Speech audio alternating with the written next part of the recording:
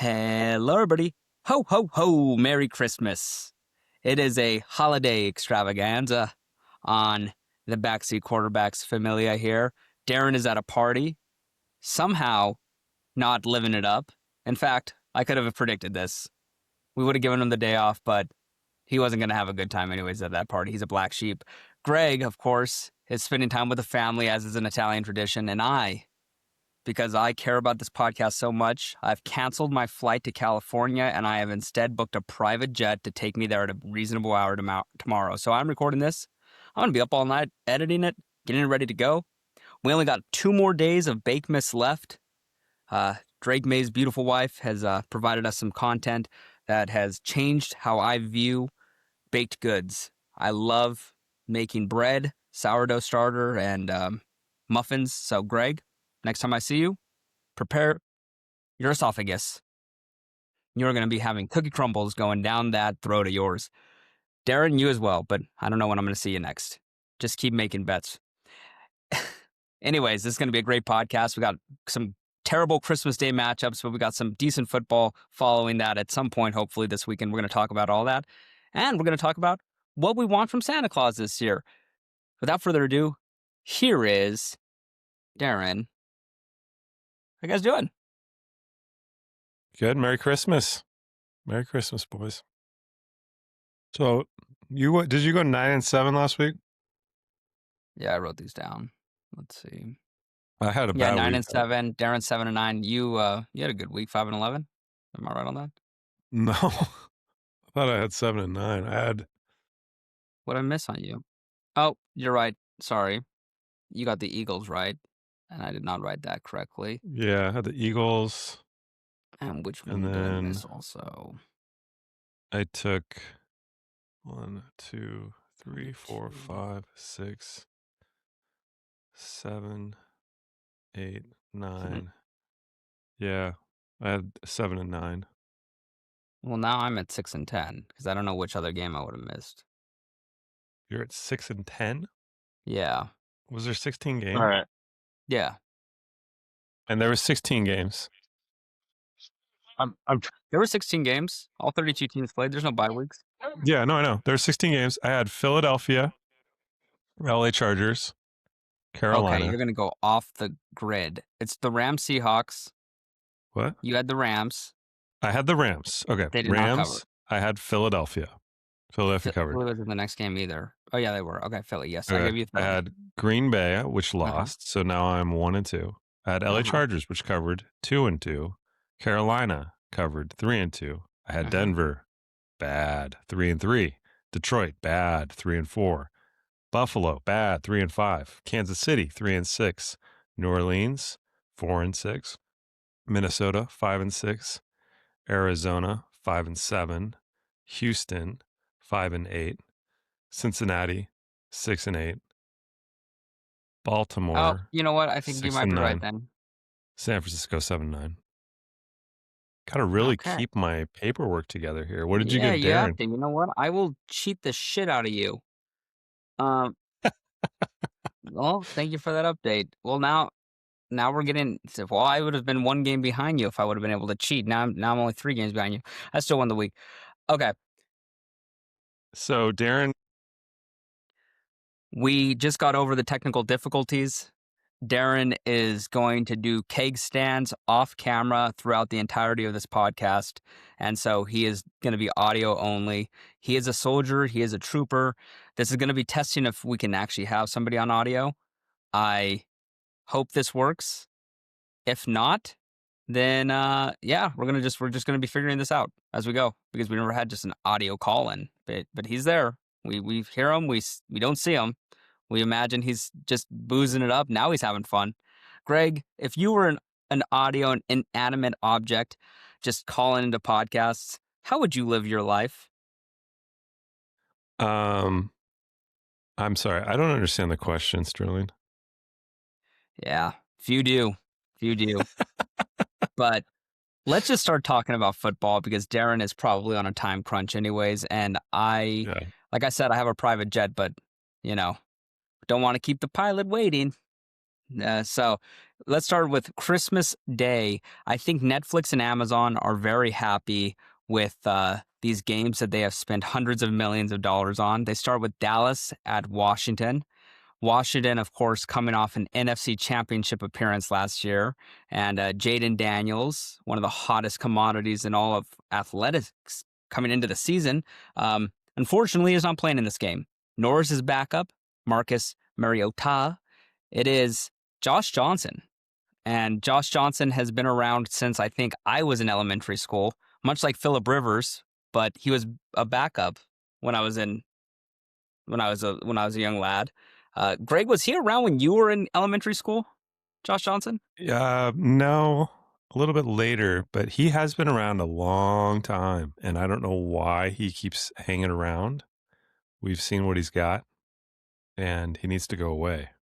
But maybe this is the game that occurs in. Maybe this is the game where he shocks the world and he pisses in Dak Prescott's milk, and says Santa Claus's milk, or Jerry Jones's milk, actually. Jerry's still a believer in Santa, believe it or not. No pun intended. Here's the deal. Dallas is 7-point favorites on this morning Christmas game, and I have to believe they're going to cover here. I think if it was Mariota or if it was Jaden Daniels, a healthy Jaden Daniels, I could see Washington winning this game, but it'd still be close, and I think Dallas would still be favored. A bad Dallas defense doesn't really scare me against Josh Johnson, and I just can't imagine Dallas losing this game or not covering a touchdown. They're going to score points. That's what this team does. They lost to the Chargers. They still scored points in that first half, and I think they're going to be able to run the score up here. They're going to put on a show for all the kids that are coming into this game, I'm sure, because I bet this was a Christmas gift for a lot of people, honestly. And what a disappointing Christmas gift for any of these fans of these six teams. I'm sorry that you guys have to witness this. Fans of the Cowboys, Commanders, Lions, Vikings, Broncos, and Chiefs. Fa la la la la la. I'm going with the Cowboys. Let's hear what you have to say, Greg. Yeah, the NFL just gave us a big stocking full of coal for our Christmas gifts this year. These games are pretty awful, and we start off with the Dallas game that nobody cares about. There's no implications, but these are still divisional rivals, and I know Dallas wants to win this game, and they're going to go out there and I think cover this number 7 pretty easily. There's just not much to say about Johnson. He's a borderline, like, I just don't know why he's still even a backup. But I'm going to take Dallas -7. But don't feel particularly good about it. I think these are two pretty unmotivated teams at this point. But you got to take one of them. Yeah, Darren, what do you think? These games are perfect Christmas to, tell the family, hey, I'm going to spend time with all you guys. I don't care that there's sports on. You know what? Whatever you guys want to do, I'm good with it. And this Dallas game is a perfect example of it. This two teams out of the playoffs. I genuinely think Washington wants to lose games here. That has to be part of the reason why, Josh Johnson's getting the nod and they didn't go find Taylor Heineke's out there. He knows, like, he's played for the Commanders, and we're getting Josh Johnson, which it's fine. I'm on Dallas here. This is a gross game. I know we're going to talk about more of these games in the third string quarterbacks that are getting the starts this week for some of these really bad teams. But yeah, I'm on the Cowboys. Boom. That's a good take. You need to flex at that party over there and say, hey, everybody, you like that take? I want them to give thumbs up or thumbs down each of your takes, by the way. All right. I'll take surveys. Hey, what do you think of that take? I'm just walking around giving takes. Yeah, just walk around. Just walk around up to. I know you're spoken for. I know you have a great girlfriend, but just go up to random girls and just start giving a take on football and say, no, I'm doing a podcast right now. Like, just point to your ear. Say, I'm potted. AirPods at the party. It's like when we went to that one party and I was wearing sunglasses indoors and I stood facing the other way when the TV was going on. I was like, come on, Kansas. That was hilarious. I look up Josh Johnson on Google, by the way, and it comes up with a comedian and writer who is on The Daily Show. from 2017, and he's a correspondent in 2024. Now he's on the weekly rotation of hosts as of 2025. So he's a different Josh Johnson, and that tells me something. If you're not even the most famous Josh Johnson, you've been in the NFL since 2008. I actually am just going to do this because this podcast isn't going to be that long. I just want to read this to you. I'm looking at Wikipedia. This is his career history. I'm just going to do the teams. I'm not going to do the years because he was on multiple teams, multiple years practice squads. Tampa Bay Buccaneers, San Francisco 49ers, Sacramento Mountain Lions, Cleveland Browns, Cincinnati Bengals, San Francisco 49ers, Cincinnati Bengals, second stints for both of those teams, New York Jets, Indianapolis Colts, Buffalo Bills, Baltimore Ravens, New York Giants, Houston Texans, Oakland Raiders, San Diego Fleet, Washington Redskins, Detroit Lions, Los Angeles Wildcats, San Francisco 49ers, New York Jets, Baltimore Ravens, Denver Broncos, San Francisco 49ers, Baltimore Ravens, and the Washington Commanders. Unbelievable. Does this guy even have a house? Is he homeless? And he just shows up in a city and is like, I can play quarterback. That's incredible. Great career, actually. What's his career earnings? Josh Johnson career earnings. And then we're going to move on. This is something I should have had ready. It's going to be depressing. It looks like it's around 14 million. I was just looking that up as you brought that up. Wow. What a life. What a life. Oh, that just makes me sick to my stomach that he, I mean, you know what? Good for him. I'm actually happy for him. I'm angry when he's earned that. He's earned that money. He doesn't have a stable life. He's like a military kid that's never gotten out of it. It's unbelievable. Next game. Wait, can we go back to him? I want to know if he has a significant other that has gone with him. Yeah, she deserves the money. Yeah, she does. I will tell you this in one sec. We're on the Cowboys, right? I think so. Cowboys. Josh Johnson. Let's get. What if he had like 15 different wives? I think we should just dedicate the rest of the pod to Josh Johnson. I searched up Josh Johnson wife, and an AI told me that there's multiple notable Josh Johnsons, and it was kind of asking me to clarify which one. I'm literally on his Wikipedia. It doesn't say personal life at all, but it's funny here. In 2016, he was signed to the New York Giants. He was only active for 2 games due to injuries to backup Ryan Nassib. Ryan Nassib has been out of the NFL since 2017. This guy's been in, and he's played in different leagues. This is unbelievable. I actually can't believe this. Yeah, I don't know if he has a Josh Johnson football wife. He does. Yeah, it looks like he does. I see a picture of him with his mom. Looks like 2 kids and his wife. It looks like. When he signed with the Raiders, however many decades ago that was. Kara Wasserman,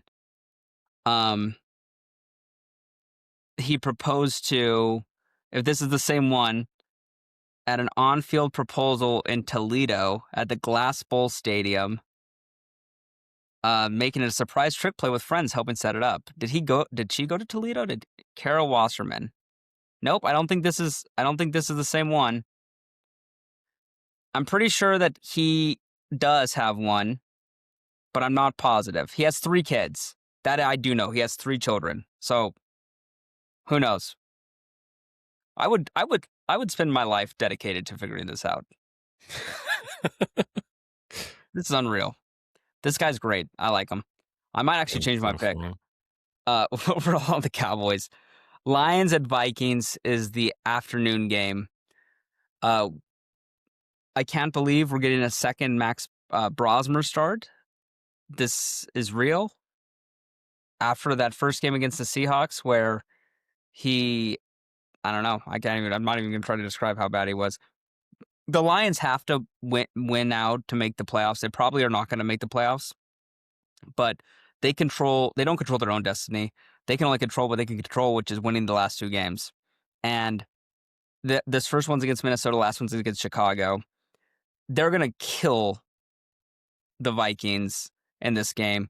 Their biggest weakness is their secondary, so maybe Brosmer can actually do something here and get the ball to Jefferson and to Addison, and he might have better stats than what I'm making fun of right now. But Detroit's going to win this game, and they're going to win it by at least 2 scores. I don't think this one's going to be close. It's a game where it's going to be the game they should have played against the Steelers, honestly, and they're going to probably play that game here, and it's going to be very upsetting to all the Lions fans who had high hopes for them throughout this run, and the run probably is over. But I'm going to go Detroit. Yeah, sorry. What was the line? Is it 8 now?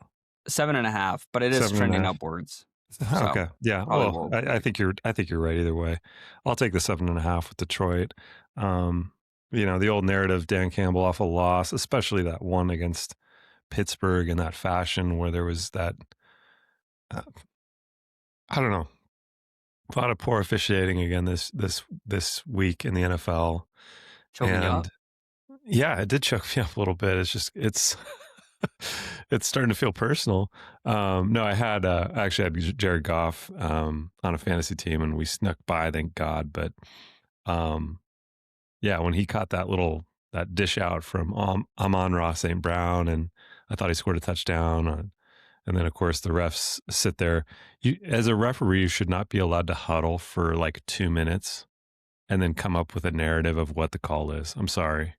That seems fraudulent to me. And, when also in the Patriots game, not to get too far away here, but in the Patriots game, when you tackle a wide receiver, I think that should be considered pass interference generally, but I don't know. Anyways, let him play. But not only he didn't just tackle him though, he also gave him a big hug before he tackled him. Anyways, I guess the tackle starts with a hug. Yeah, I'm taking Detroit 7.5. Darren, what do you got? Detroit 7.5.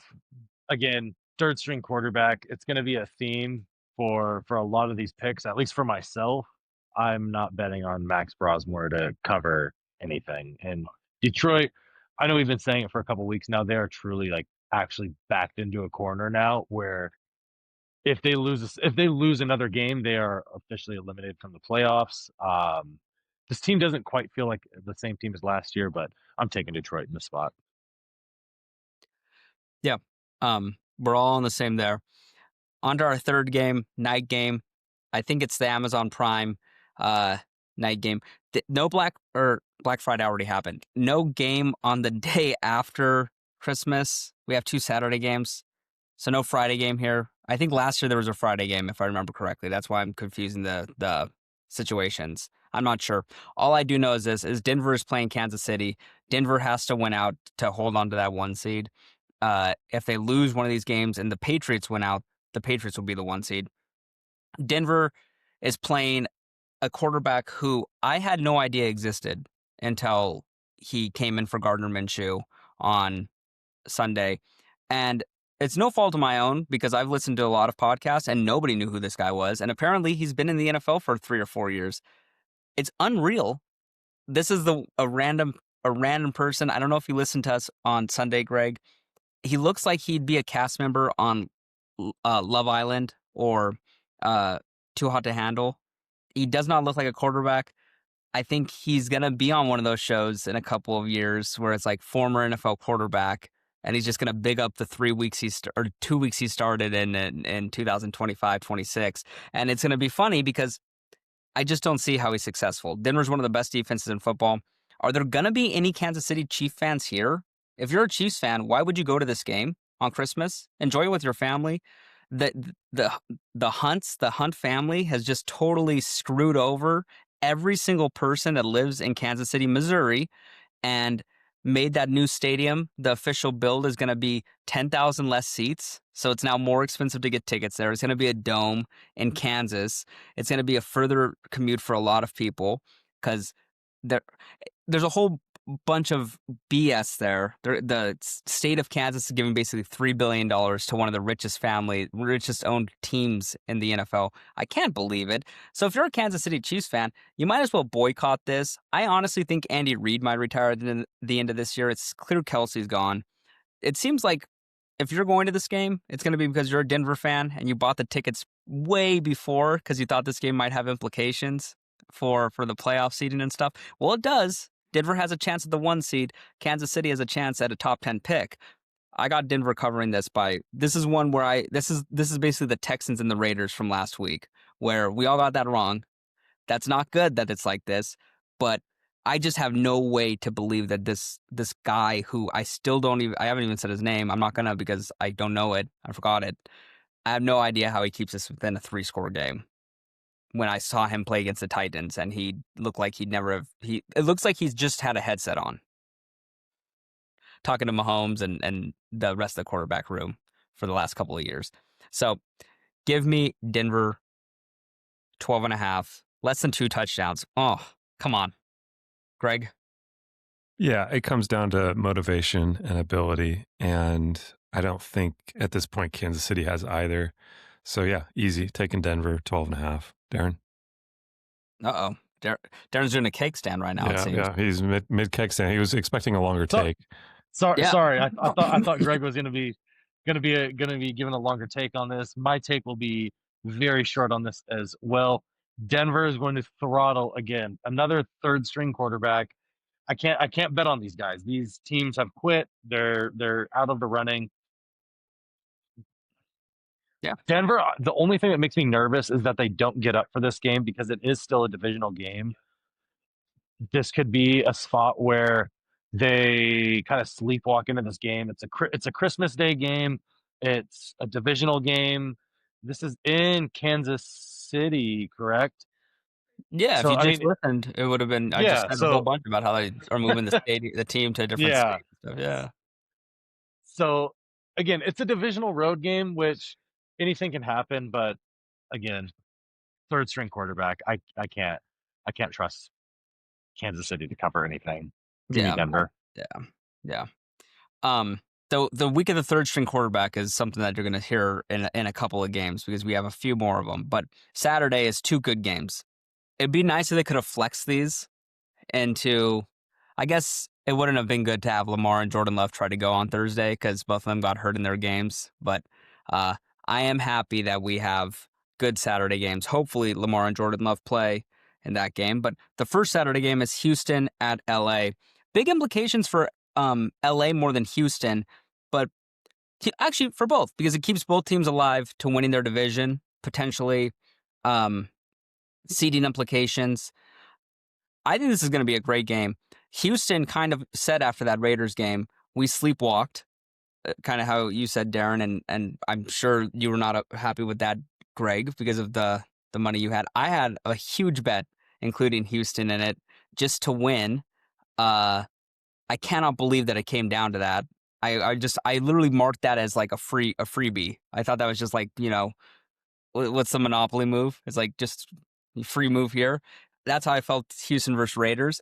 Nope, wasn't. It really came down to the end there, and they were chalking it up to like, well, we're looking towards the next week. That's not a good move for NFL teams to do ever because these are professional players. But I like the Chargers. They've sneakily became one of the. They've won, I think, 7 in a row, or 7 out of 8. Herbert, outside of having that one problem game against the Jacksonville Jaguars and messing up his hand, has been really good. I really wish he would have been good in that Eagles game from one of my fantasy teams to harken back on, talking fantasy. But that's the one game where he struggled and they still beat the Eagles in overtime. And I honestly think this might come out to not mean anything because the Texans defense is so good. They had a defensive score in that game against the Raiders, and they constantly are getting sacks and they're around the quarterback every single play. That may be that the defense is able to do something here, but I do think that you're giving me 1.5 for the Chargers. I think they're going to win the game, and I think they're favored by 1.5. Sorry, I think they're going to win by a field goal. I think this is going to be a good game, a close game. I'm excited for this one, and I like it. So give me the Chargers. Game of the week.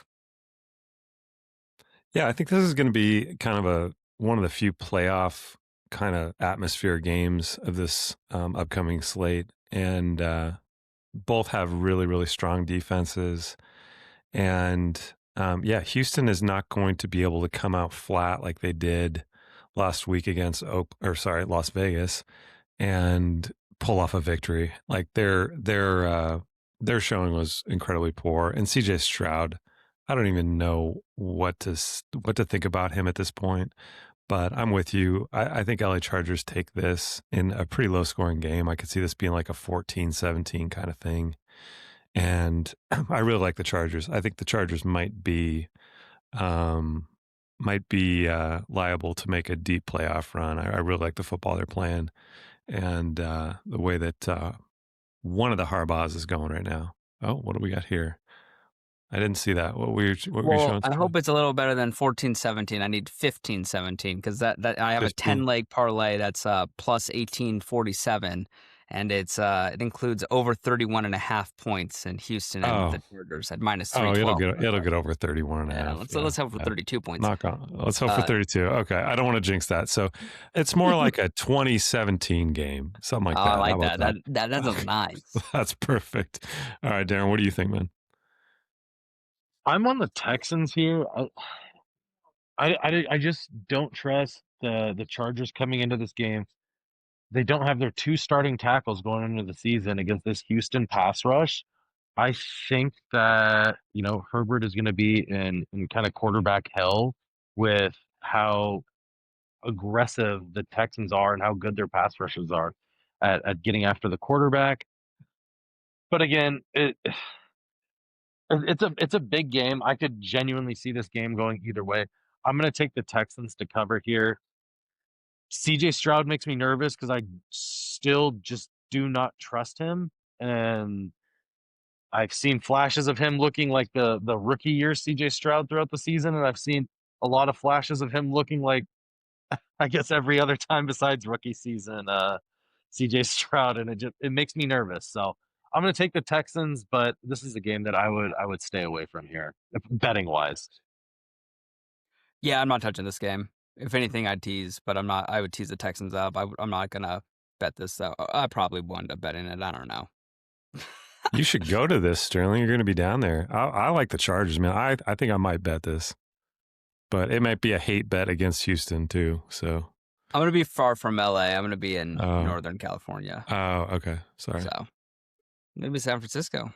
Maybe go to Santa Clara for that Sunday night game, and maybe I can pants Caleb Williams for you, Darren. How'd you like that? I would love that. I can't stand Caleb Williams. Yeah. Talking about Caleb Williams, what he did to the Packers and on that game on Saturday. Oof! Wow. Careful. What a throw! What a throw by Caleb Williams. We're gonna talk. What happened to Greg? Now, Greg, you stopped recording. Oh my God. Greg just left us. Greg didn't want to hear the disrespect of Jordan. He said, "You know what, Sterling? I'm gonna get out of here for this blasphemous take that you're about to let off." Well, he was probably scared that you were about to say some very insensitive things about Italians and Chicago deep dish. Okay, welcome back, Greg. Sorry, Greg. What are your thoughts on Italian or on Chicago deep dish? I've never actually had a genuine Chicago deep dish, but good answer as a true Italian. You know what I've heard though is the actual pizza that Chicagoans really like isn't a deep dish. It's like a thin crust, like a tavern style. Am I here? Yeah, you're here. We hear you. Okay. I mean, we're letting you talk about Italian delicacies. We want to hear what you got to say. I've heard we're all ears. I've heard that that's what they prefer there, but yeah. Is that Al Pacino or Al Capone that says that? Which mobsters? No, which Italian? I wasn't quoting mobsters on that. I just thought that was the general thing. They like this like thin kind of tavern style pizza, like pizza you get at like the Park Inn in Spokane. I don't know if you ever had that, but I've had that. That's good. Yeah, I've had that. Yeah, but before you screwed up this recording and left us, now I hope that AI helps me edit that out like it will with the first one. We'll see. Okay, we're moving into the Saturday night game. Ravens at Packers. The Packers are 2.5-point favorites. There's a decent shot that Lamar doesn't play, but this line being 2.5 makes me feel like there's a pretty good shot that Jordan Love doesn't play as well. I know he was limited in practice. He's going through the concussion protocol.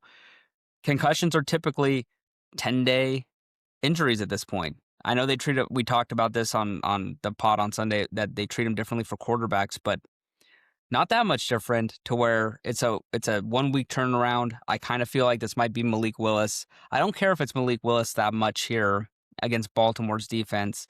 I think he actually poses a good threat against them.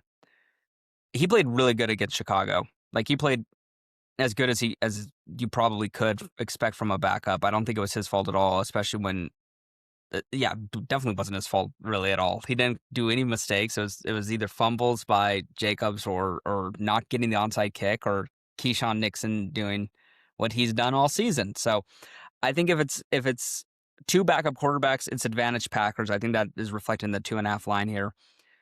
Baltimore has hopes to make the playoffs through only if Lamar plays. I think he's got a better shot of playing, but I think the Packers are going to win this game. I'm staying way away from a gambling because I don't know, because of the chance that there is a Lamar and there's no Jordan Love, and I do think that would swing the game probably 4 points, and so Baltimore will be favored in that instance. But I'm gonna pick the Packers because I do think both backups are playing. Is kind of where it's trending. Again, Lamar doesn't practice 2 days a week, it seems, every week, at least 1 day a week. And I just don't think that's good for the psyche of the team or for him being ready to go on Sundays and I guess Saturdays here. So give me the Packers. Great. Yeah, give me the Packers all day on this. I don't care if it's Lamar or if it's not. I know we're probably getting Malik Willis in this, and I actually think he's done a good job. Like you said, in the Chicago game, he was very serviceable. And I think my issue with the Baltimore Ravens is, you look at that last game and they pulled Derrick Henry for like the last like quarter of that game almost, and he was thrashing the Pats. I mean, he was getting some yardage, and he was the most consistent part of that offense. I'll just say that. And they just kind of like took him out of the game. And Harbaugh even gave a press conference later, and he said, "Yeah, I kind of regret that move." And it's like, yeah, I think you do. He was Harbaugh. What he said was, yeah, we should have had him in there. It's like, buddy, you're the head coach. Yeah, no, I think it's your call. Get him in there. I think he's gone next year. I really do. I think his time's over in Baltimore. Can I say something real quick just to that? Because we talked about this ad nauseum on Sunday, and I was obviously a little intoxicated. I was drinking throughout that game, and I didn't listen to press game conferences and stuff, and now a lot of the stuff has came out. They should have fired Harbaugh after they lost that AFC Championship game against the Chiefs, where they ran a totally different game plan than the best DVOA, EPA per play offense, and probably I think it's the history of football. I think maybe the line or a team outdid them last year because now we've got these offenses performing in different ways. But that running game that they had with Henry and Lamar, to only have 13 designed runs against Kansas City, which had a bad run defense, that should have been the end of the road. And then you know who they hired to be the head coach replacement? Mike McDonald, who's in the building, who would have loved to do that job, who would have been great at that job, and they probably would have won the Super Bowl last year. Instead, now Mike McDonald's gone, and now they're going to have to go do a brand new search. I mean, they're going to get a good coach because it'd be a great job. You have a young quarterback, but it's insane that they didn't just say, "Sorry, John, I don't know what you were doing there. You should be investigated for that one with the game plan you went into this game with." Sorry, Greg. I forgot that we didn't really talk about that on Sunday because I was just gloating about Drake May's greatness. No, you're fine. It's just another instance of, coaching malpractice by Harbaugh. And yeah, obviously the game against the Chiefs last year was unbelievable. How that got handled was incredible. And he's kind of floated under the radar as far as, a lot of the mediocre calls he's had. But yeah, I'm on Green Bay here. It's easy. I think that they win this walking away. Darren, I think I know where you're leaning here. Oh, you definitely know where I'm going with this game.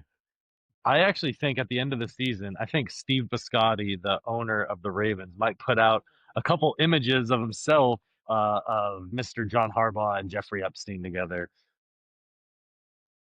I think he's definitely gonna be gone. One way or another, they're gonna let him go. Back to the game at hand though. I'm taking the Packers. If we're looking backup versus backup, I'm taking Malik Willis and the Packers. I think LaFleur, the way he can use Malik Willis in the run game and in the pass game, he's Kegerator. phenomenal. Give me the Packers to cover this spot. Yeah, go get on a keg. Did you bring your cheese head to the party? Is my only question that I forgot to ask. Cheesehead is at home. You idiot! Should have had that on. The God, I just keep thinking the season started with Harbaugh losing that double-digit lead, 15 points with 6 minutes to go against the Bills. They have so many of these. I mean, he's been a coach there for a long time, but so many of these like unable to assault the game. You have a Hall of Fame running back who does better at the end of games because of how much he wears down the defense, and it just seems like they don't know how to use him. Whether it's Harbaugh's fault or the offensive coordinator's fault, at some point you have to grab the bull by the horns if you're the head coach and say, hey, just run the ball with Derrick Henry 3 times. Just constantly keep running it with him until he needs to be taken out of the game. We don't need to keep these rotations up. I'm very happy the Patriots won. They should not have won that game. Or maybe they could have, but it has to be by going down like guns a-blazing if you're Baltimore. It cannot be, hey, Derek, I know you need a rest. You're a veteran running back. They're out of the playoffs now. Go Pack, go. We're all on the Packers. Cheeseheads. We're into Sunday. Probably this is a really tough Sunday slate if you look at it top down. There's some good games afternoon and night. There's only 2 afternoon games actually. One of them has a potential to be good. The Sunday night game is going to be pretty good, and then the morning slate, I think there's only one game here that is going to be any good, and that is the Seahawks and Panthers. The awesome Panthers could they wrap up the division if they win here, or does this game kind of have only if the Bucks lose? I think the Panthers are 7.5-point underdogs at home against Seattle. Seattle coming off of probably their best win post the Wilson-Carroll tandem. I don't think that there's been anything that's matched that since last Thursday. That was an electric victory.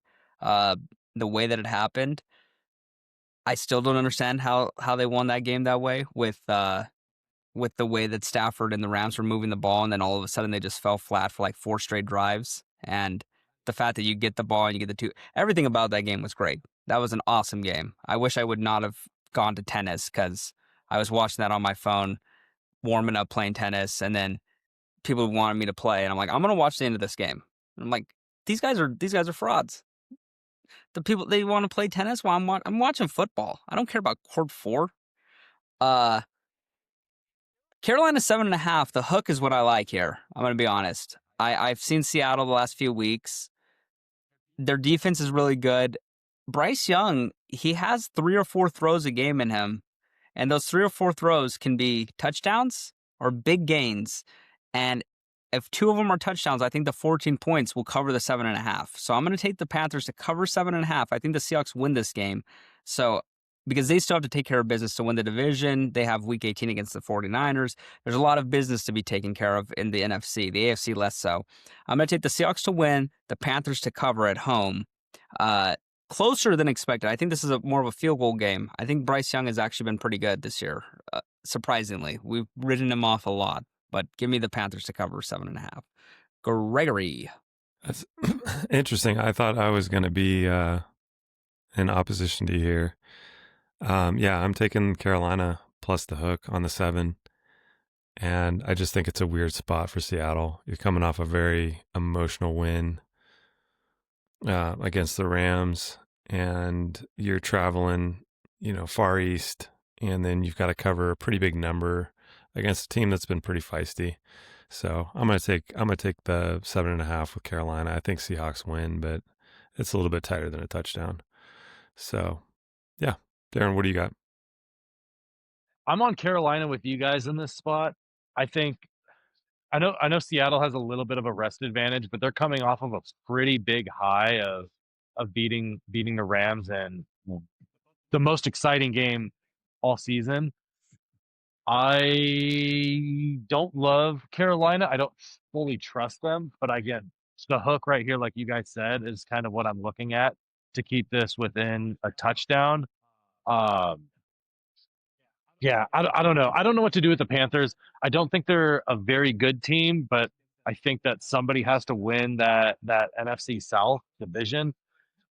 And this would be a pretty big game if they could somehow find a way to squeak out. So, I mean, they're going to definitely get up for it for sure, but I don't think that they'll be able to necessarily win, but I like them to cover here the points. Yeah, that's a good point you make. Somebody has to win the NFC South. It's gonna change the South divisions historically in the NFL, especially over the last like decade and a half. I'm surprised they haven't changed the rules of playing divisionless football, because there's been obviously Tom Brady's last season with the Bucks where they went 7-9. There's been multiple 7-9 division champs. I think they've all been outside of, I think Seattle went 1 year under 500, but outside of that, it's all been from the AFC South or the NFC South, where the teams just stink. And it's like, well, you kind of want to be the 5 seed more than the 2 seed, because you get to play that division champ. I feel like that's kind of here. But Carolina, they have a little spark in them. They beat the Rams. They've played some good football as of late. Darren, I just want you to go up to people at the party and just start asking about the Epstein files, how in tune they are with them. Did they see the updates today?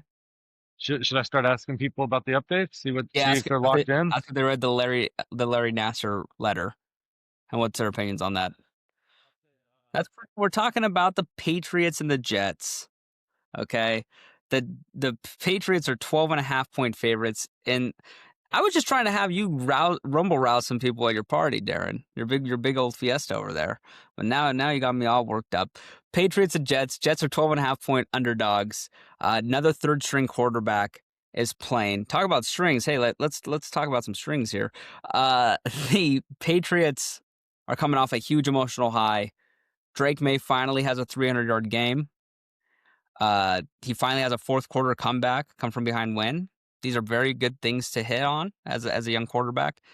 And they're playing, I think, a team that's totally given up, outside of the fact that the coach probably still wants to keep his job. They're very happy with their draft capital and all that. So 12.5 is a lot of points. This should go up.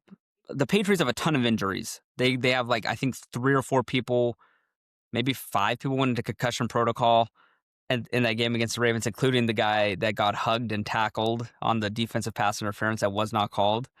He banged his head on the ground. He's not going to play. Travion Henderson isn't going to play.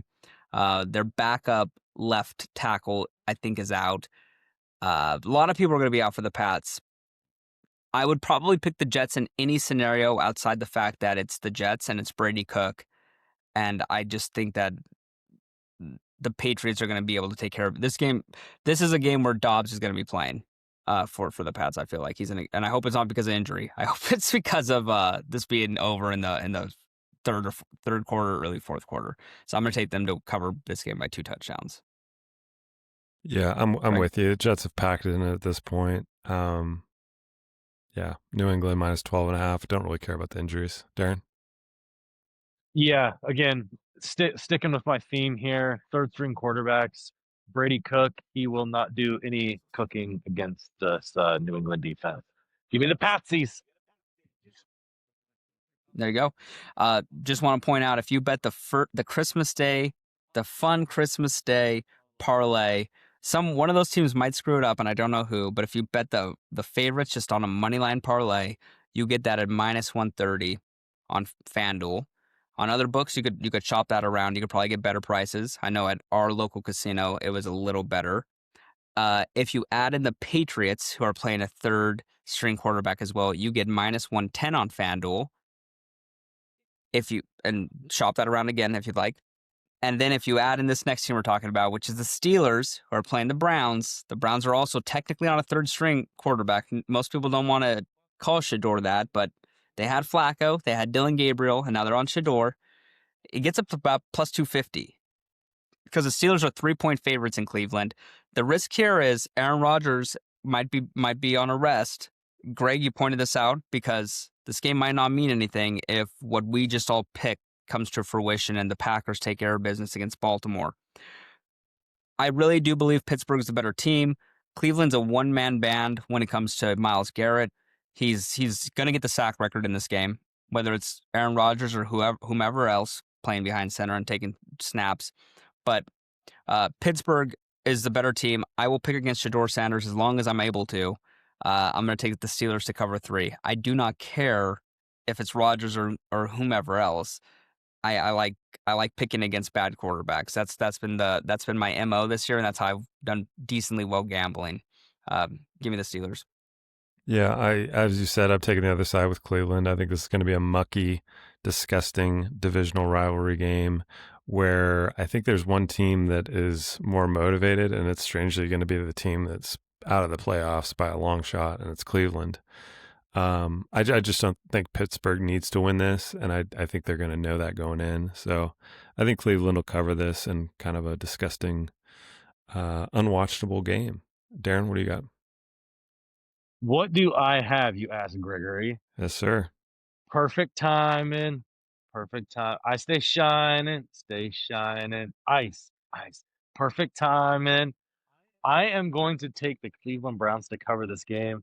We are way too high on the Steelers right now. This is a perfect spot where Mike Tomlin loves to lose a game.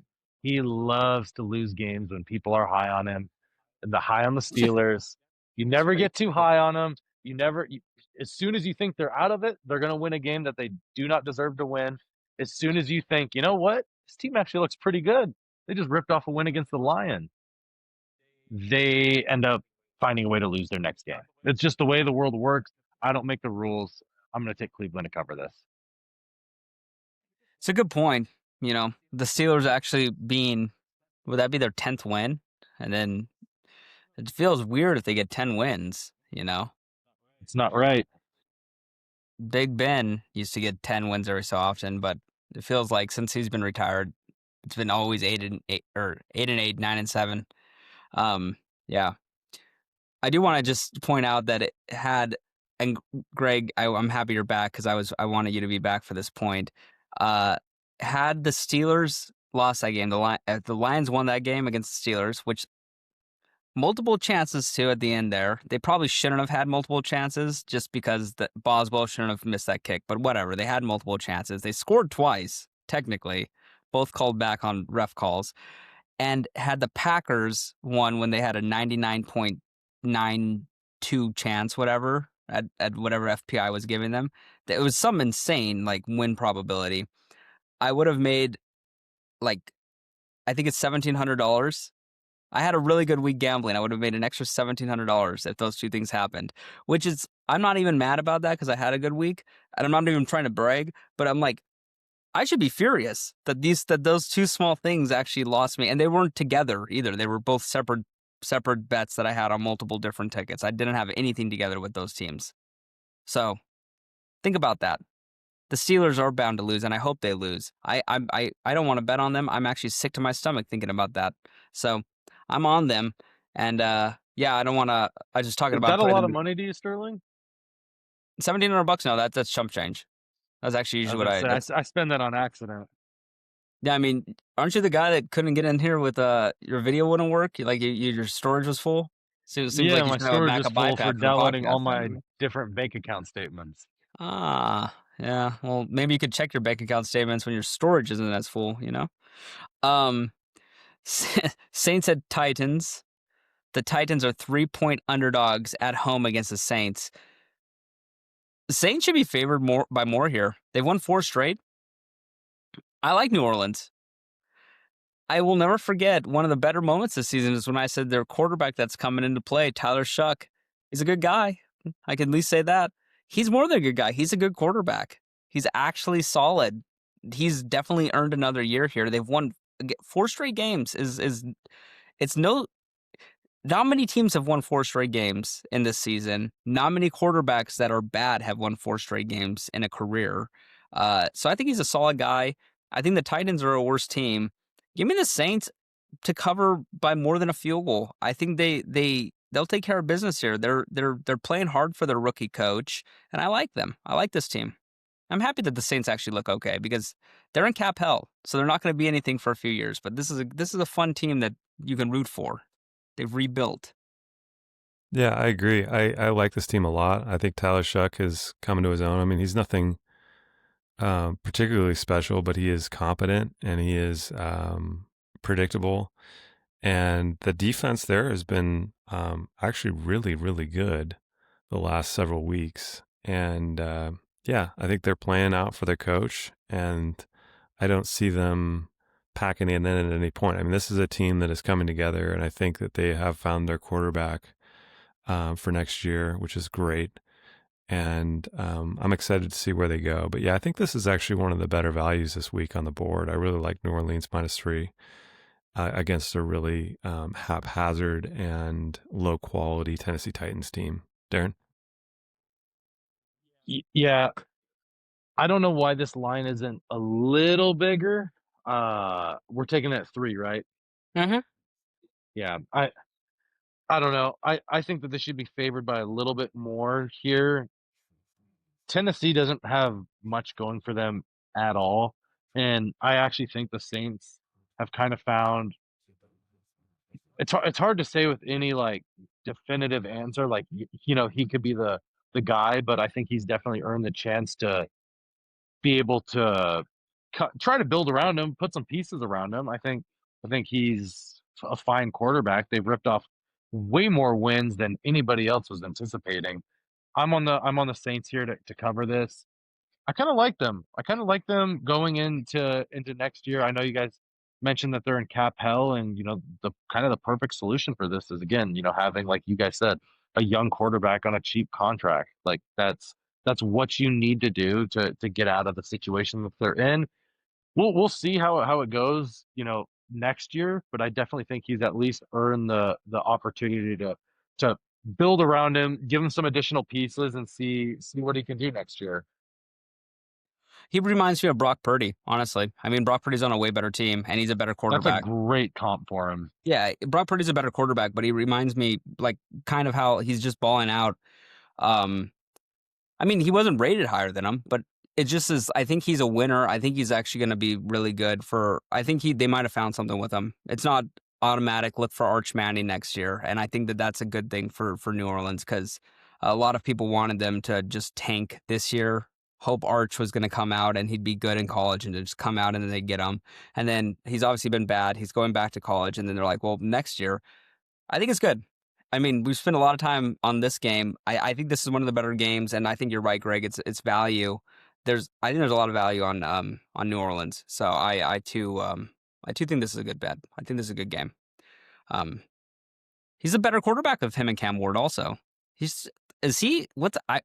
Darren, if you want, look up Rookie of the Year odds, because I actually think he should be really considered. I don't know if he's a favorite. I haven't really heard any buzz on that. I know that those odds are all over the movement and stuff, game to game. I think Ted McMillan's the favorite right now, actually. Well, and Jackson Dart still has better numbers than Shuck, but yeah, I'm okay off Jackson. No, Dart, I know that, but it's not a good.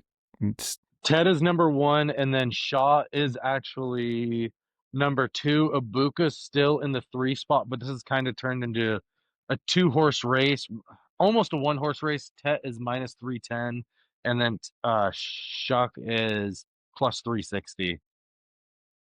Honestly, it's actually good value on him because last week before the Ravens game, Travion Henderson was minus 180. So yeah, he's 22 to 1 right now. Yeah, exactly. Yeah, he's done. He's not going to play next week, and then he'll play the last week of the season, just a little bit. But I do think it's going to be, if McMillan doesn't have a big game against Seattle, that last week of the season is him and Ibuka. Ibuka's not really good. Yeah, Shuck's actually a good bet there. I'm not gonna lie. That's not bad value. Jaguars at Colts. The Jaguars are 6.5-point favorites against Phillip Rivers is getting the sword again. He's allowed to play. He played really well against San Francisco. I'm actually surprised. I shouldn't be, because San Francisco's defense is nameless. I don't know many people that are playing and healthy on that defense right now.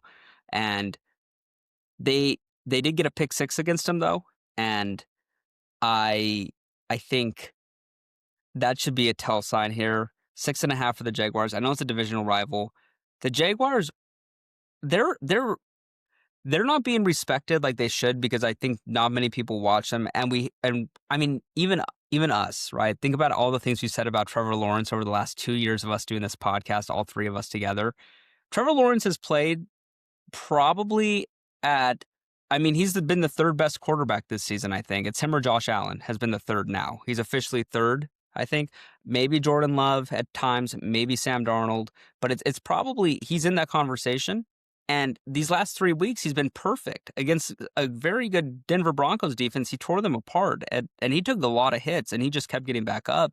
He's a horse. And I think it leads me to my main point is like, I personally, and I know all of us, every single person that watches football is really reactionary week to week because we're in a shorter season that also feels like a sprint and a marathon at the same time because you go back 2 months and look at probably what we said about Trevor Lawrence and the Jaguars. It's funny. It actually is pretty hilarious that you could change your views on something so quickly.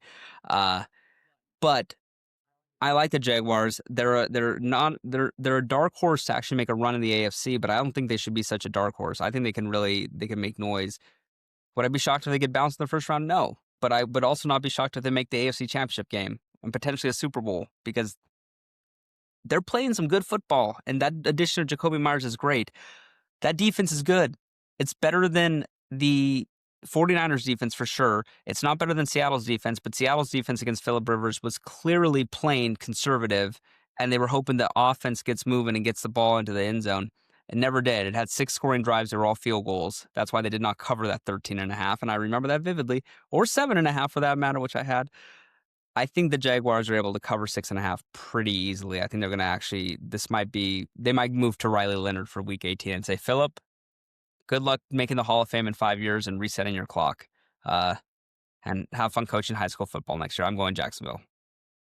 Yeah, I'm on Jacksonville too. I think if there's anything you can thank the Seahawks for from that game is that it is bringing down all these successive lines for the Colts in every single game. Like you saw it against San Francisco -6. That was way too low. I think it's going to be the same case here with Jacksonville. I think this is the same line, the same game. I think maybe the Colts can keep it looking close in the first half like they did against the Niners the other day. But there's just no way long-term you beat Jacksonville at margin or you even keep this close to the spread. I think that, we've got enough tape on Phillip Rivers. That turkey's cooked. It's time to go back in retirement. And it was a fun little experiment. It was must-see TV. And I'm going to watch this one. But yeah, Jacksonville -6.5. Darren? Yeah, no, Phillip Rivers, he's been a lot better than what we kind of thought he was going to be going into this for a 44-year-old man who is clearly not in any type of like physical shape to look like an NFL player. Watching him on Monday Night Football, he looks ginormous in his pads. Like he looks so big. Um, and I've kind of come around on Jacksonville. They're surprisingly winning me over. They've won some big games. They've looked a little bit more consistent. I'm going to take Jacksonville here. I think that they can, you know, I think they can be dangerous. That's kind of where I'm at with Jacksonville. Could be dangerous. That's the label I'm willing to give them. Yeah, could be dangerous. We might have to do the cat hierarchy again. I think we have a new. I think it was a good bid last year. I like it. Bucks and Dolphins. The Dolphins, speaking of the cat hierarchy, last week with Quinn Ewers' first start, made football fun again for Joe Burrow, and that was good. It's happy to see Joe Burrow smile. I think he also probably went to a strip club in Miami or something that night of or the night before. He had some fun there. You could tell. But Tampa at the Dolphins, yeah, I mean, they're 5.5 point favorites in Miami. I don't know what to think about Tampa as a team, but I also think Quinn Ewers is.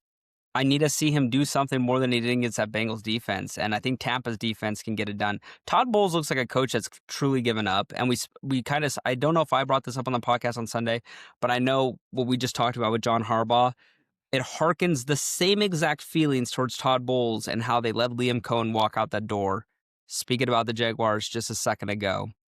The fact that they didn't just say, Todd, we respect the things you've done for this organization. Thank you for being the defensive coordinator and having a good game plan against the Chiefs in that Super Bowl. But Liam Cohen is a feature. We want to give him the promotion. We'll pay you the rest of your contract. We'll let you be around that. You could be in the front office, kind of like Bruce Arians did when he retired. He's clearly a coach on his way out, and they're going to be looking for a new coach this year.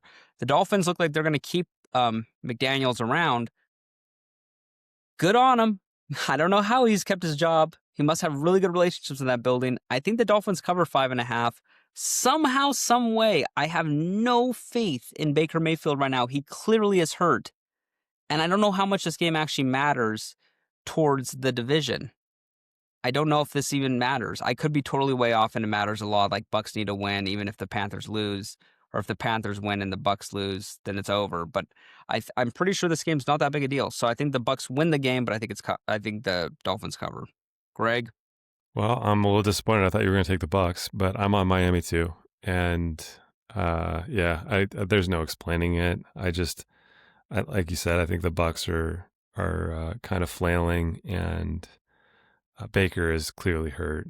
And I don't know how good they were to begin with. I think that defense has really just got a lot of holes. And I think if they get Achane going, they could keep this close or just win it. So it's going to be a really irrelevant game that I hope we don't see a whole lot of on Red Zone. But I'm going to take the 5.5 with Miami.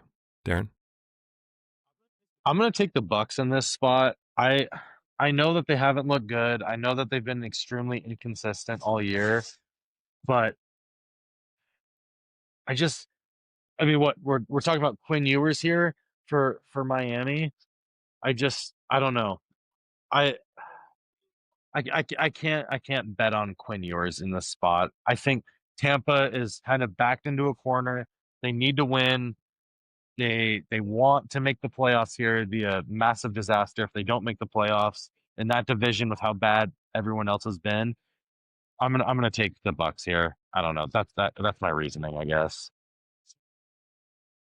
Okie dokie. Yeah, I think you're recording it again, by the way, Darren. I'm not sure. It stopped recording when you got that call. But Yeah, I was gonna say I got a phone call. yeah. Oh yeah, it says you're recording again. Okay. Cool. You party animal, huh? Cardinals at Bengals. Bengals are 7-point favorites. Cardinals look like their season ended last week when I think we all picked the Cardinals. And they did not cover 2.5 against the Falcons, and therefore I can't trust them anymore. I really like Jacoby Brissett, and I'm happy with the contributions he's given. But give me the Bengals. Give me the Bengals minus a touchdown. Can't believe I'm picking them. But I actually think Burrow again had fun last week. He'll have fun again this week. I think the Cardinals defense is very easy to get success on. Burrow might become a 4,000-yard passer this year because of the last few weeks. Greg? Yeah, I'm going to go the other way. I think that it was a down week for Arizona, but I do trust their defense just as much as I trust Cincinnati's defense. And I don't know. Cincinnati seems to be an up and down team. I've seen actually more consistency out of Arizona. So I think that they'll bounce back and keep it within the 7 here. I don't know if they can win it, but I like Jacoby. I hope that he can come back and show us a little more of what he was doing earlier in the season this week. But yeah, Darren, what do you think? I hate this game. This feels like too big of a spread for two pretty bad teams. Cincinnati has Joe Burrow. They have Jamar Chase. They have T. Higgins. I'm going to take the team that has the stars and the better players. That's my only reasoning. I hate it. I absolutely hate it. But I'm going to take Cincinnati to cover. I feel like this number's too big. But I can't bet on the Cardinals. Hey, you should survey the room before that one when you're split. You have like the Who Wants to Be a Millionaire. You can poll the audience. You know that, right, Darren? You have that option for you. You have an audience. I got Eagles fans, Raiders fans, and non-football fans here. Okay, No, you got a Raiders fan there. Here we go. Next I do game, have a Raiders fan. 2 afternoon games. We got a guest picker. Okay, 2 afternoon games. The Giants at the Raiders is the first one. Raiders are 1.5-point favorites. This is actually the Fernando Mendoza sweepstakes. It seems like.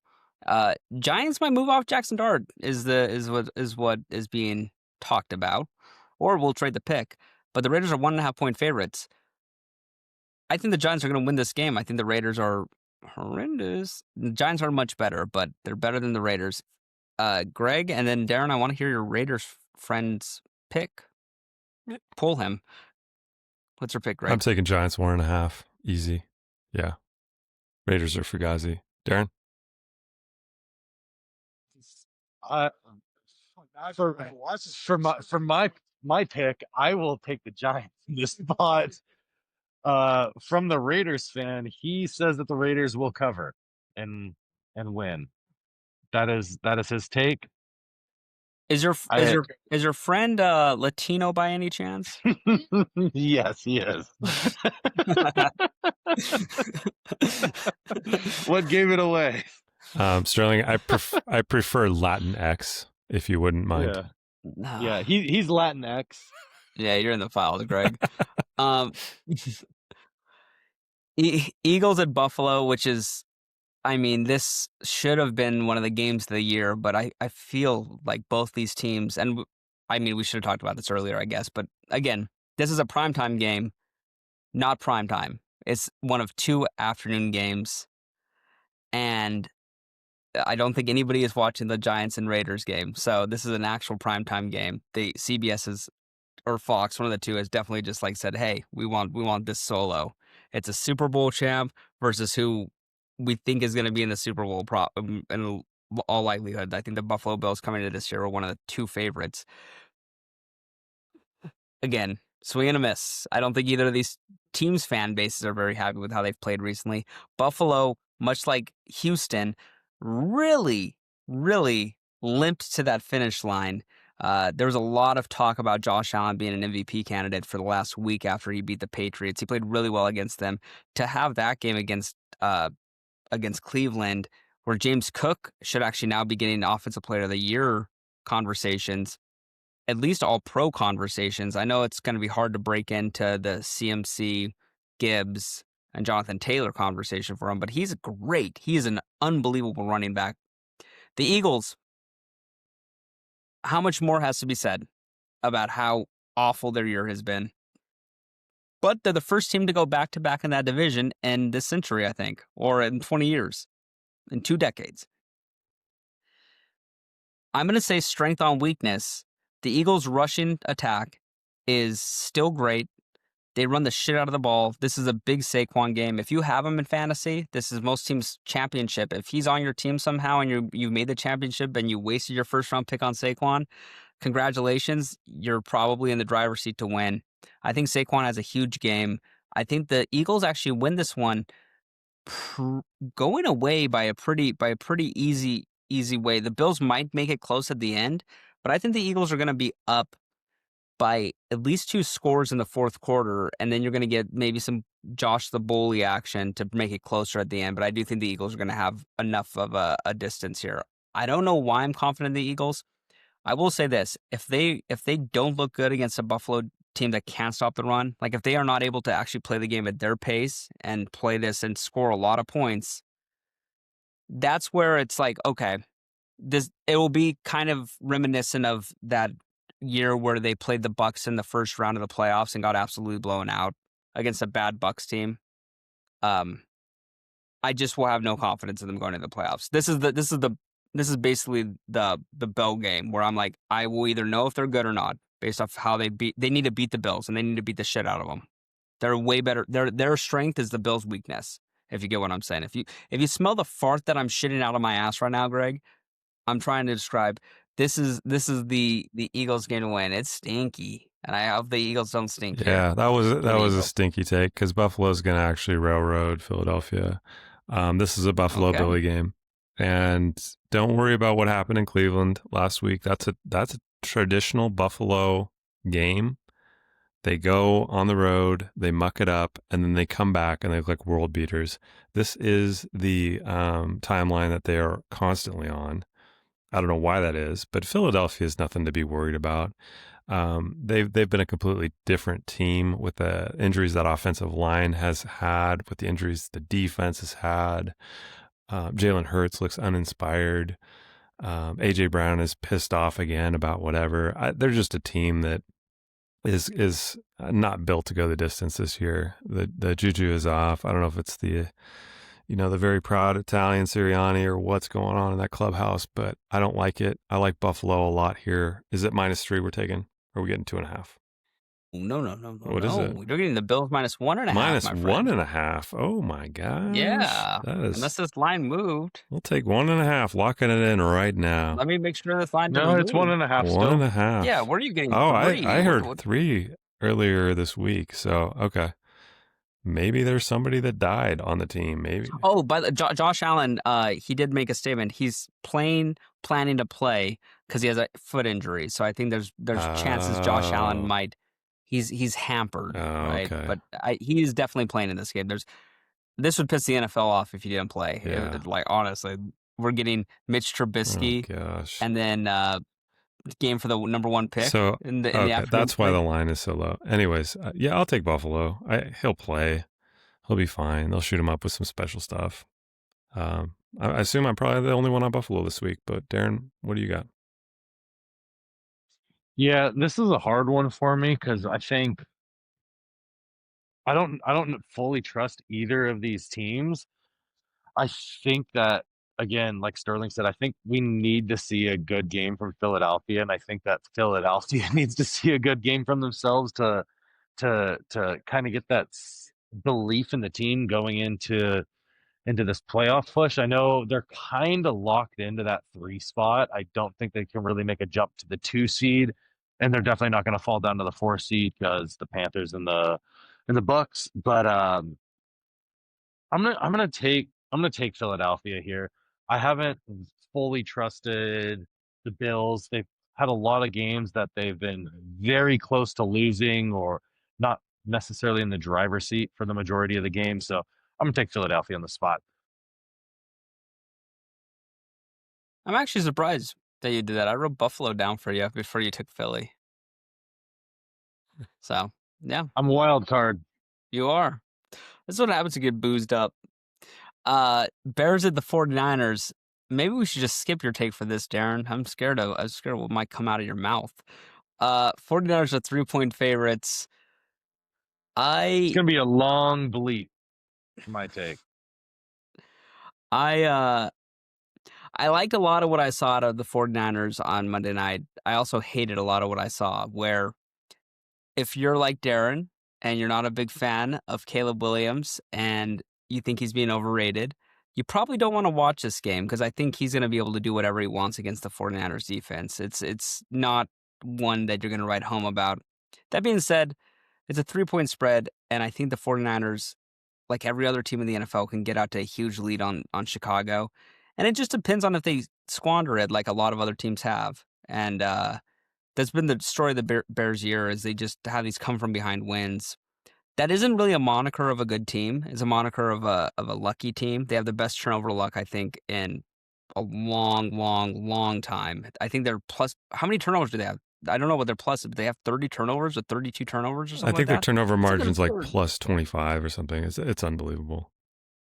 Yeah, and I mean, there's talk about who should be coach of the year, and that line. I took a bite of the apple today at the casino when I went out there to cash out some tickets.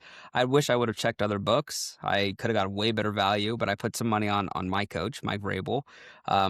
It's basically a two person race. There's been talk about Shanahan or McDonald or, I mean, Sean Payton, but I think that there's a better chance that the Bears lose one of these last 2 games or both of them than the Patriots for sure, and I think it will go to one of those 2. But neither here nor there. My point is, I don't think that the turnover ratio and the turnover luck is really a metric of a good coach. I think it's a metric of luck because that's been shown time and time again throughout the history of the NFL that turnovers are not really indicative of anything outside of just pure luck. Some players are better at forcing them than others.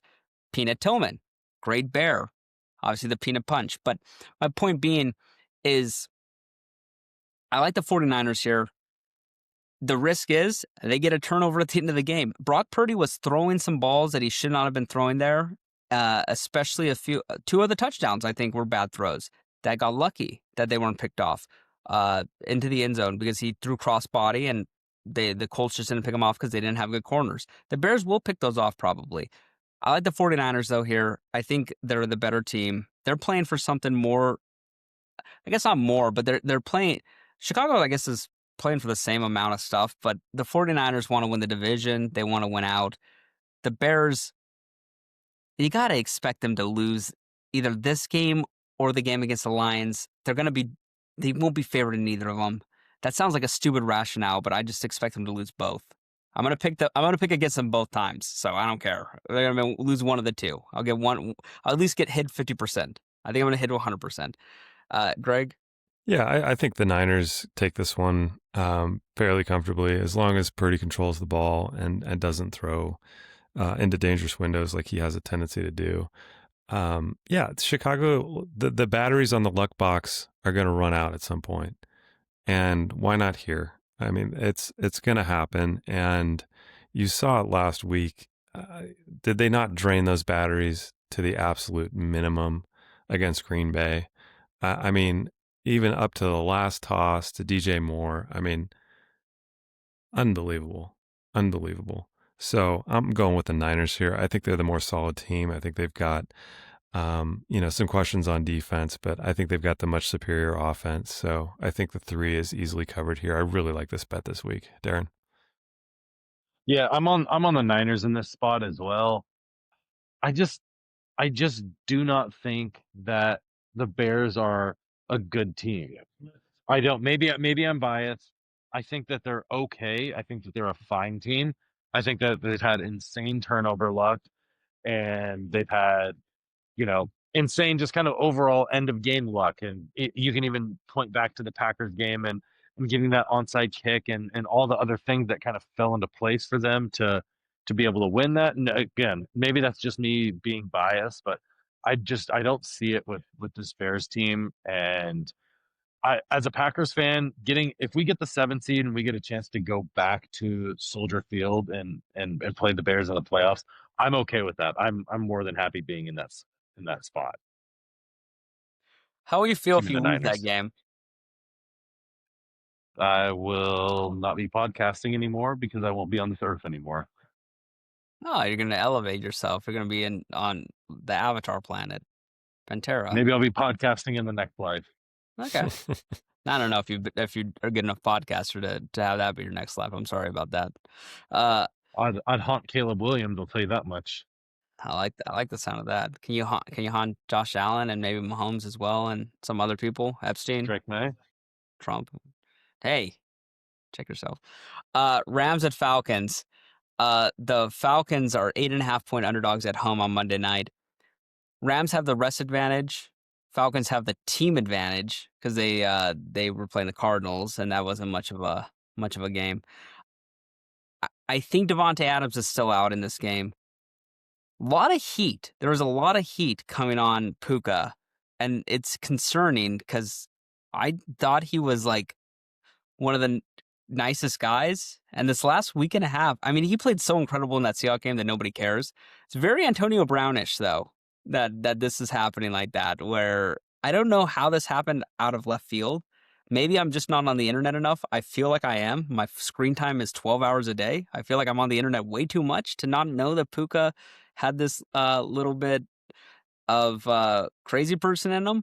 You want that out of your receiver to some extent, but I don't know if you want it out that extent. 8.5 for the Falcons. It's an interesting game. I would tease the Rams in a lot of teasers. I think one of the best bets of the week, it's not going to be my best bet of the week, so somebody else can take this, is a Rams-Jaguars tease. I mean, I think that's as free as it can get. Who knows if Jolly Saint Nick will give it to us. But I like the Rams in a tease. I like the Falcons covering 8.5 because I think they have a good defense, a good passing defense at least. Their running defense, not so much. Rams will win this game, but they just need a win. They don't really need to run the score up. I think it's just a win and get out of town, go home. It's all good. I think they're going to win this by a field goal, maybe 7.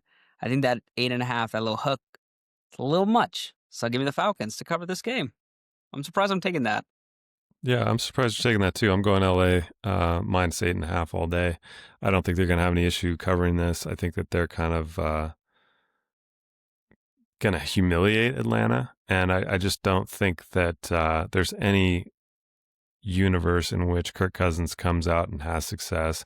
LA Rams defense is not great, but they're good enough to humiliate this guy. I think he's a bad quarterback. I think the only weapon they've got is Bijan, who they often have a tendency to underutilize somehow. And I think they have a poor coaching staff there. So I'm going to take LA Rams. They just got rid of their special teams coordinator. I don't know if that was a good move or not, but special teams has not been great for LA. So hopefully there's some movement in the positive in that a part of the game for them. So yeah, I'm taking LA. Darren? Yeah, I'm on LA in this spot too. I don't know. I don't really have anything to say other than they're a far better team, and I expect them to kind of handle business in this spot. Okay. One question, and then we're gonna do best bet of the week. Gun to your head, Super Bowl matchup. Who you got? Greg and then Darren.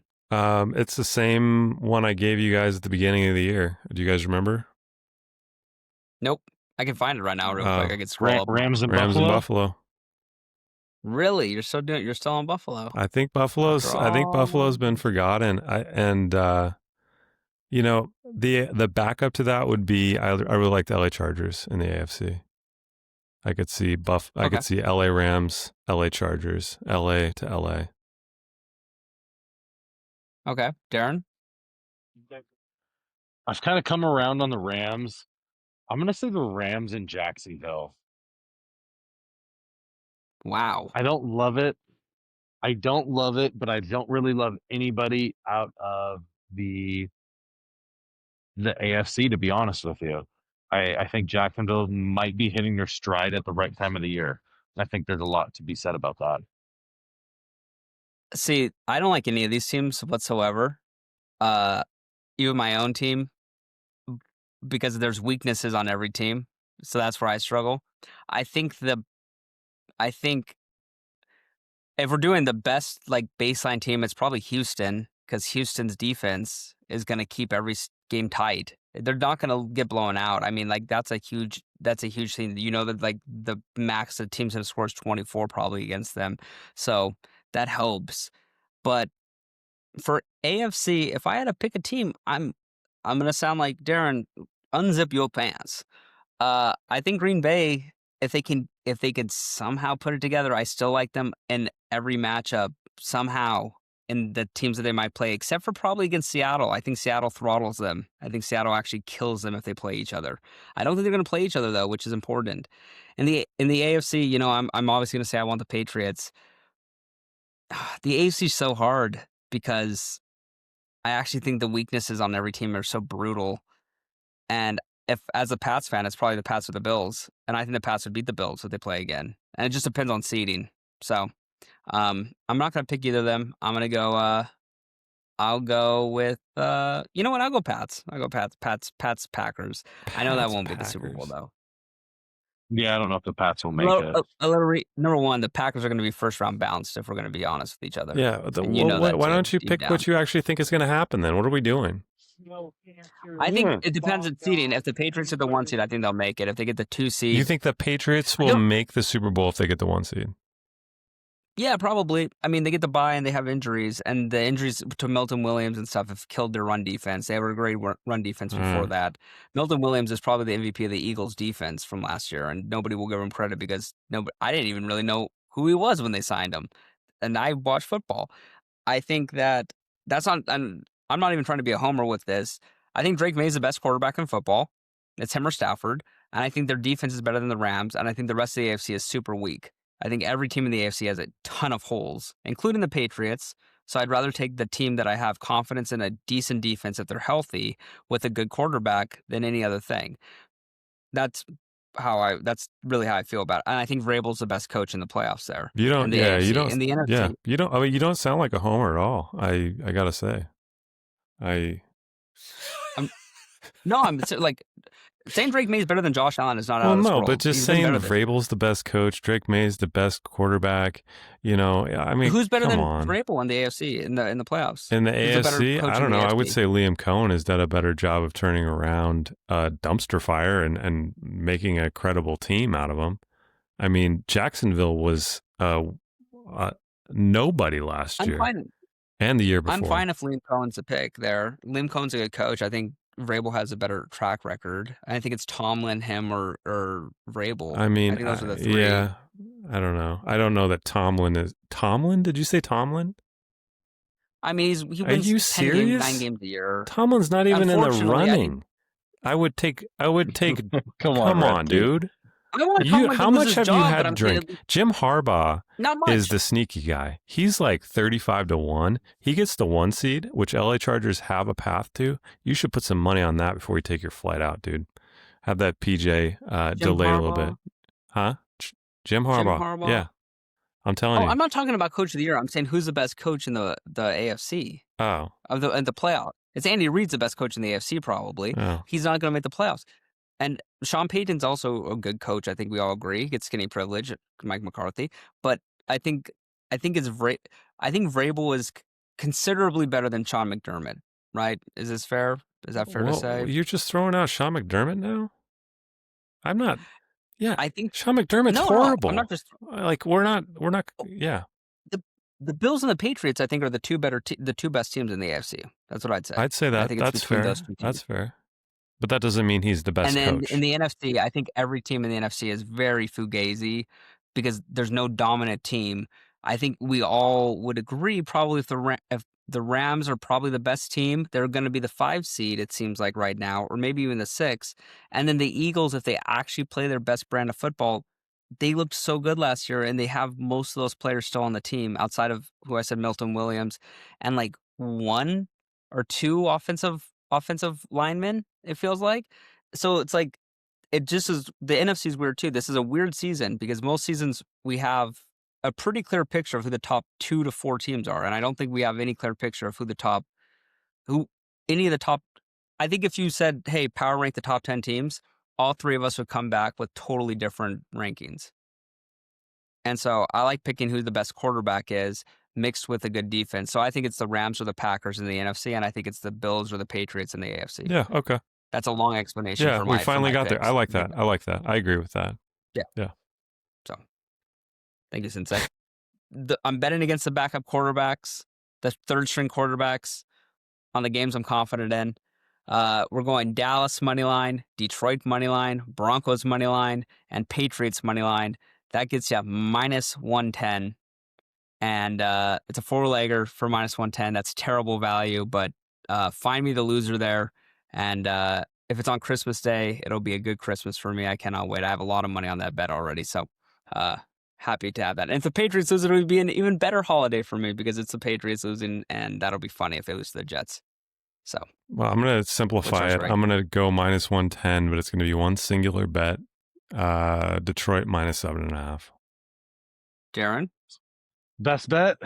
It is best bet. disgusting. It's gross. But I think the total is just too low. Steelers, Browns, over 33.5. I like that.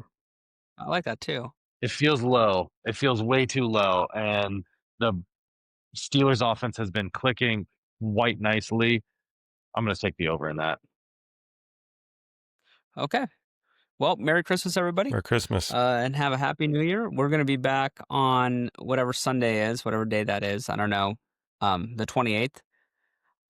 Maybe going to skip that or do an episode a little different because that is my girlfriend's birthday and we are going to be in Monterey. So I might be golfing Pebble Beach. Ew. So I don't know if we're going to do an episode that day, but Spyglass.